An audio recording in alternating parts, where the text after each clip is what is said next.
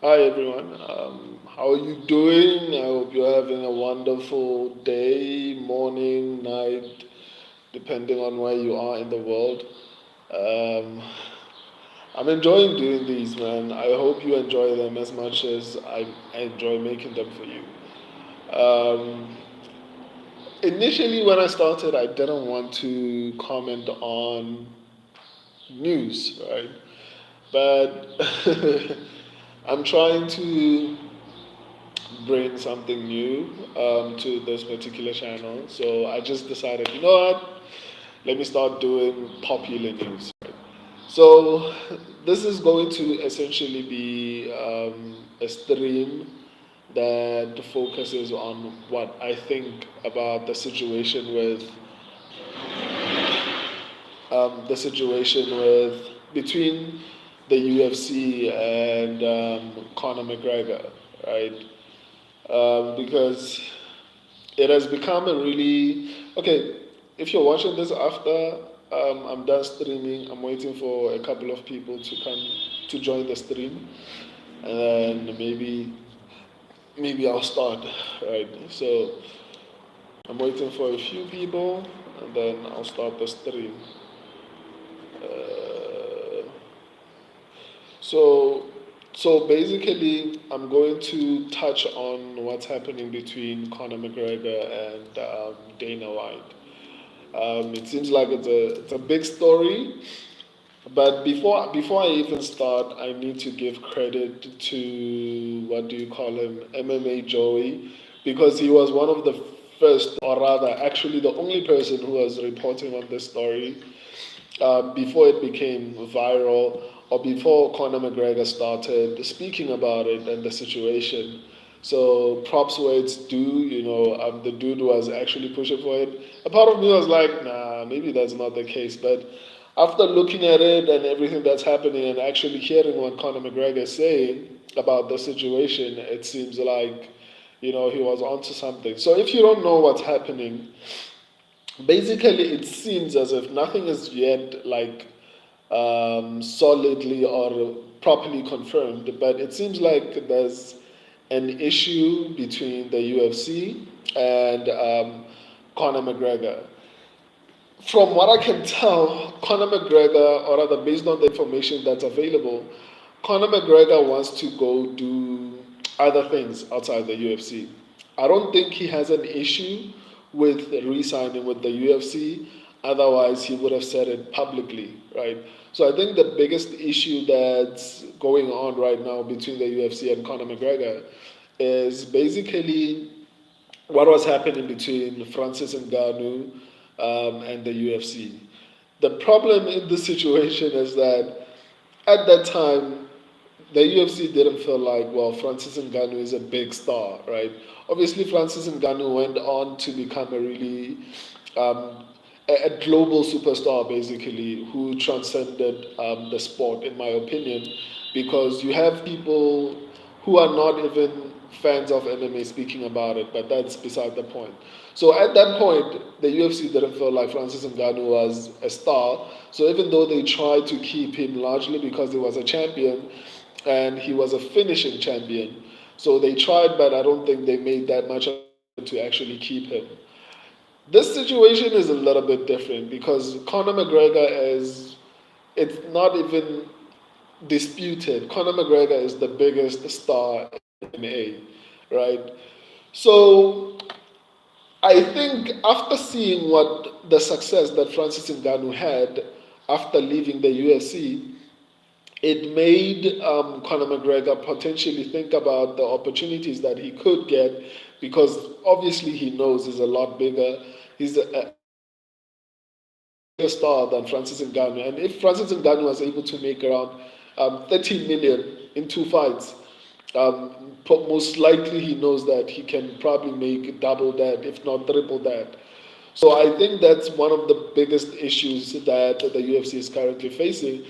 So because of those type of negotiations, obviously we won't know the actual details of what is actually being discussed and what's actually holding up this whole negotiation process. I think Honestly, I don't know if it's because of boxing, because I don't know if the UFC would be holding Conor McGregor from actually competing purely because he wants to also do boxing. I think the biggest problem might be the fact that maybe Conor McGregor does not want to sign um, lengthy fight deal.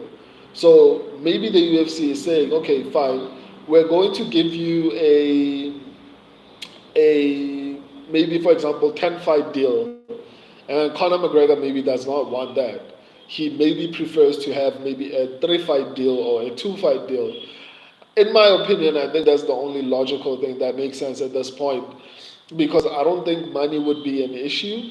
That's my personal opinion. Unless if Conor McGregor is now demanding amounts like 50 million, then probably it's going to be an issue, because obviously the UFC will most likely not make that money back, because that amount per fight, I think, including pay-per-view buys and stuff like that, probably it goes up to maybe 18 million.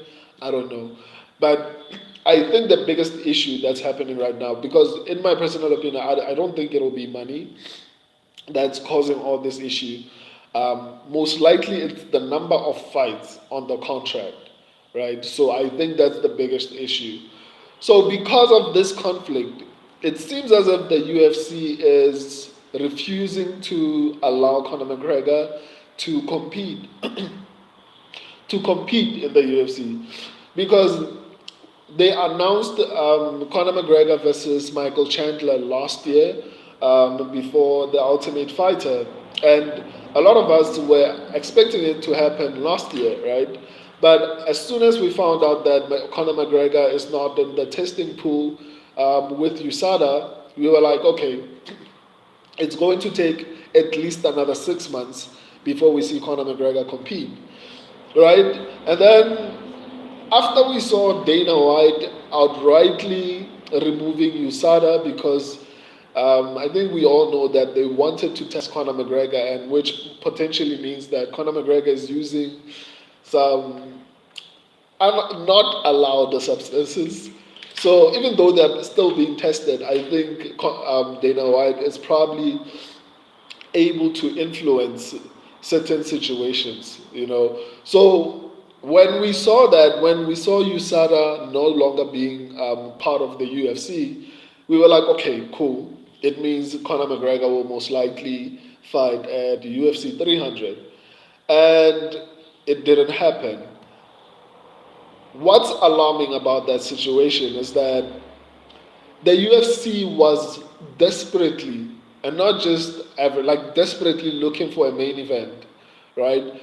So if ever they didn't consider Conor McGregor, because according to Conor McGregor, he is ready to compete. Like, he's gone into fight camps. According to him, he's gone into fight camps maybe twice, and nothing ever happened. So he says he's getting a little bit disinterested because he trains and nothing ever happens. So it seems as if Conor McGregor was ready to compete. Obviously, Michael Chandler was ready to compete. And that would have been a really big main event, as opposed to Alex Pereira versus Jamal Hill. Obviously, I'm a fan of that particular fight. I'm a UFC fan. I'm an MMA fan. So obviously, I'm excited about that fight. But the magnitude, or rather the spectacle, right? It can't be a fight that we know it is going to happen, or it's supposed to happen, right? Because now it's interfering even with 301, because Pantoja and Erceg are the ones who are main eventing that particular fight. As of now, that might change in the future, but as of now, we have Erceg versus Pantoja as the headliner for 301. So the mere fact that they were willing to actually take the main event from 301 and put it on 300, as opposed to actually putting Conor McGregor and Michael Chandler, who seemingly both of them are up for actually, what do you call it? We're actually up for being on that particular card. It signals a very, very, very, very, very serious problem between the UFC. So the UFC, because of that, I don't think Conor McGregor will fight this year, unless they sign a new contract. Um, if that doesn't happen, I think what's going to happen is what happened with Francis Ngannou. Conor McGregor will wait out his contract up until it expires. I'm not particularly sure about the terms of the contract, but as far as I know, after 5 years, 5 years from signing your contract, you are able to get out of that particular contract, as far as I know, right? So if, for example, the maybe Conor McGregor, or let me make a random example. Let's say Hamza Chimaev just signed a new contract this year, right? 5 years from now, if Hamza Chimaev has not completed the amount of fights that he has to complete in his contract, it can elapse or expire essentially, basically. I'm not 100% sure about this, but I'll do a little bit more research. But I think that's basically the situation. So I think that's potentially what Conor McGregor will end up doing if he doesn't get a fight.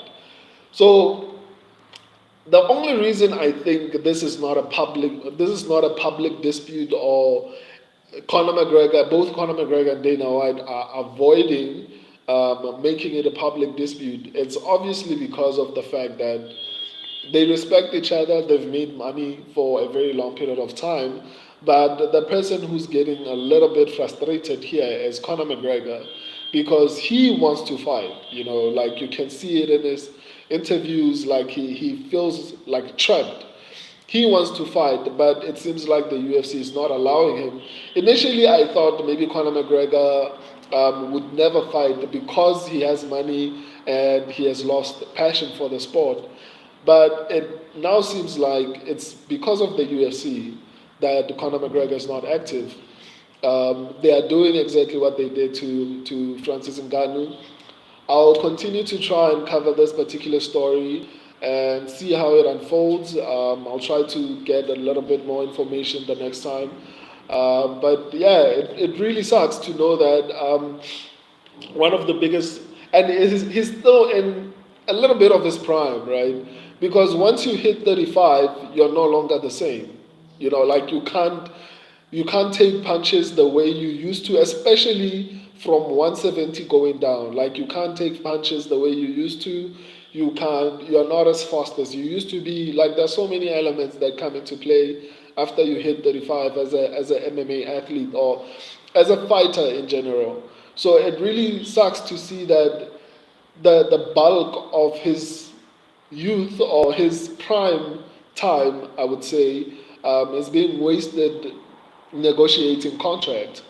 Um, and I think a lot of people would agree that Conor McGregor competing in MMA, and specifically the UFC, is a positive thing, because it creates excitement and all those type of things, and it builds other stars. I like Michael Chandler, but I wish he wasn't the one fighting him, right? But nonetheless,